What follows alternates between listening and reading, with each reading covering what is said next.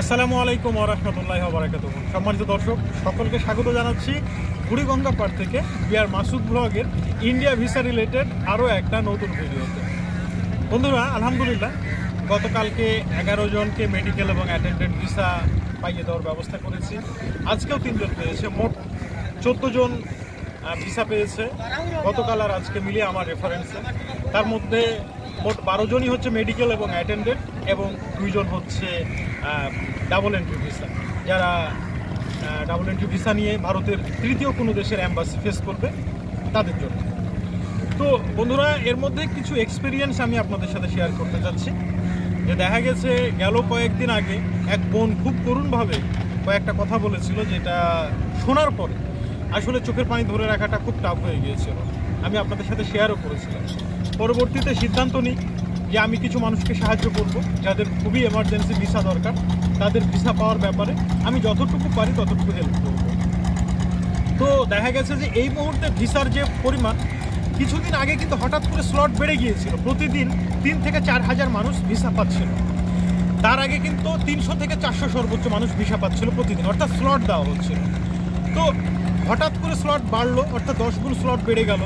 সিদ্ধান্ত হয়েছিল যে ভারতের সমস্ত আইভ্যাক অফিসগুলো খুলে যাবে এবং ধীরে ধীরে মেডিকেল ভিসাটা বাড়বে, অন্তত ট্যুরিস্ট ভিসা চালু হোক চাইতে না হোক। কিন্তু দেখা যাচ্ছে এই মুহূর্তে আবারও এই ভারতের পতাকাকে অসম্মান করা, এই সমস্ত বিষয়গুলো নিয়ে আবারও যে ধোঁয়াশার সৃষ্টি হয়েছে, তাতে দেখা যাচ্ছে যে ভিসার স্লট আরও কমে গেছে। ইতিমধ্যে কিন্তু বাংলাদেশের হাই কমিশন, যেটা বা ইন্ডিয়ায় অবস্থিত, তারাও কিন্তু ভারতীয়দের জন্য ভিসা সংক্ষিপ্ত করে দিয়েছে। কারণ এখনও অবধি কিন্তু বাংলাদেশ ভারতীয়দের জন্য ভিসার কোনো ইফেক্ট ফেলায়নি। যদিও বা ভারত শেখ হাসিনা গভর্নমেন্টের পতনের পরে, অর্থাৎ শেখ হাসিনার পালিয়ে যাওয়ার পর থেকে বাংলাদেশিদের উপরে ভিসার এক অদৃশ্য নিষেধাজ্ঞা আরোপ করেছে, কিন্তু বাংলাদেশ এমনটা করেনি, এই প্রথম বাধ্য হয়েছে।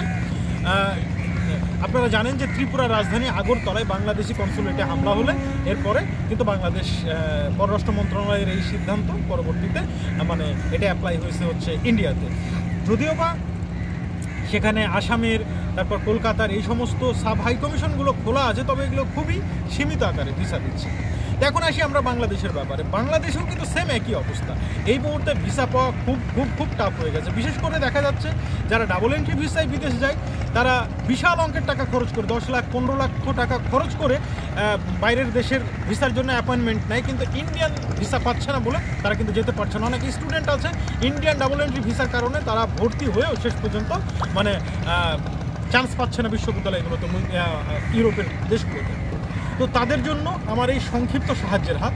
তবে শুধুমাত্র যারা চূড়ান্ত ক্রিটিক্যাল পর্যায়ে আছে তারা আমার সাথে যোগাযোগ করবেন। আমি চেষ্টা করব আপনাদেরকে ভিসা পাইয়ে দেওয়ার জন্য একটা মাধ্যম ধরিয়ে দেওয়ার, যাতে আপনারা স্বল্প সময়ে দ্রুত ভিসা পেয়ে যান।